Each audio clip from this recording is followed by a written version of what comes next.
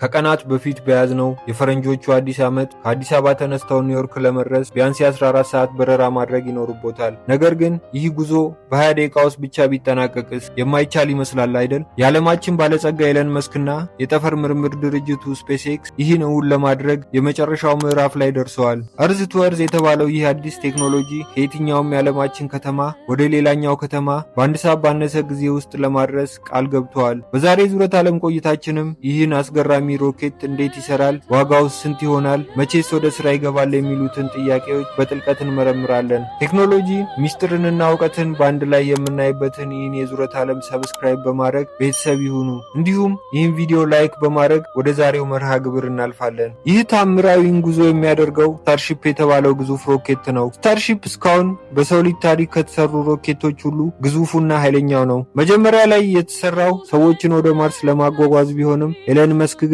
ይህን ሮኬት ለምድራዊ ጉዞ ለመጠቀም አቅዷል። ይህ ሮኬት እንደ ተራ አውሮፕላን በአየር ላይ አይበርም። ይልቁንም ወደ ጠፈር በመውጣት በከፍተኛ ፍጥነት ይጓዝና መድረሻው ላይ ሲቃረብ ወደ ምድር ይወርዳል። በሰዓት 27000 ኪሎ ሜትር ይጓዛል። ይህም ማለት አውሮፕላኖች ከሚጓዙበት ፍጥነት በ25 እጥፍ ይፈጥናል ማለት ነው። እስቲ ጉዞውን በምናባችን እንሳለው። በባህር ላይ በተገነባው የመነሻ ጣቢያ ላይ ሮኬቱ ይቆማል። ተሳፋሪዎች ልክ እንደ አውሮፕላን ይሳፈራሉ። ሮኬቱ ሲነሳ ተሳፋሪዎች የተወሰነ የጂ ፎርስ ግፊት ይሰማቸዋል። ልክ ከከባቢ አየር እንዳለፈም ሮኬቱ በከፍተኛ ፍጥነት በምድር ዙሪያ መሽከርከር ይጀምራል። በዚህ ወቅትም ተሳፋሪዎች የመቅለል ስሜት ሊሰማቸው ይችላል።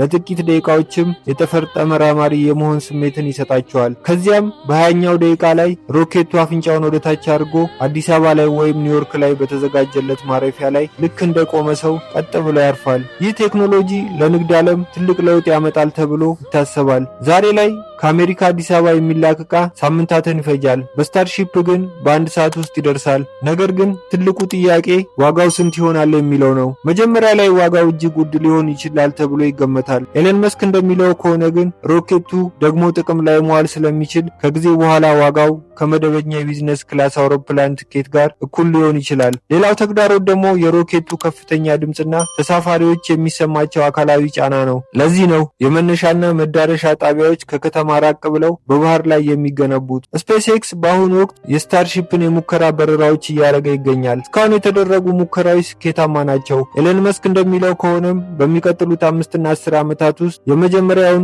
የንግድ በረራ ሊጀምር ይችላል። ይህም ማለት በቅርብ ጊዜ ውስጥ ለጉዞ ኒውዮርክ እየሄድኩ ነው፣ በ20 ደቂቃ ውስጥ መለሳለሁ የሚሉ ሰዎችን ልንሰማ እንችላለን። ይህ ቴክኖሎጂ ዓለማችንን ወደ አንዲት ትንሽ መንደርነት ይቀይራታል። ርቀት የሚባል ነገር ትርጉም ያጣል። የሰው ልጅ ከምድር አልፎ ጠፈርን የራሱ ቤት ሊያደርግ መሆኑን ታላቅ ማሳያ ነው። እናንተስ በሮኬት የመጓዝ ድፍረት አላችሁ ወይስ አሁንም በአውሮፕላን መጓዝን ትመርጣላችሁ? ይህ ቴክኖሎጂ በኢትዮጵያ በረራ ቢጀምር ምን ሊፈጠር ይችላል? አስተያየታችሁን በኮመንት አጋሩኝ። የዛሬው የዙረት ዓለም ቆይታችንም ይህን ይመስል ነበር። ቪዲዮ ከተመቻችሁ ላይክ እና ሰብስክራይብ ማድረግ እንዳትረሱ። በሚቀጥለው ቪዲዮም የቢሊዮነሮች ድብቅ ቤቶች፣ ቢሊዮነሮች ለምን በቢሊዮን ዶላር የሚቆጠር ብር አፍሰው የመሬት ውስጥ መከላከያን ይገነባሉ በሚል ርዕስ ቪዲዮ ይዘንላችሁ እንቀርባለን። እስከዚያው ቴክኖሎጂን ሚስጥርንና እውቀትን በአንድ ላይ የምናይበትን የዙረት ዓለም ሰብስክራይብ በማድረግ ቤተሰብነቱን ያጠናክሩ። መልካም ቆይታ። ባይ ባይ።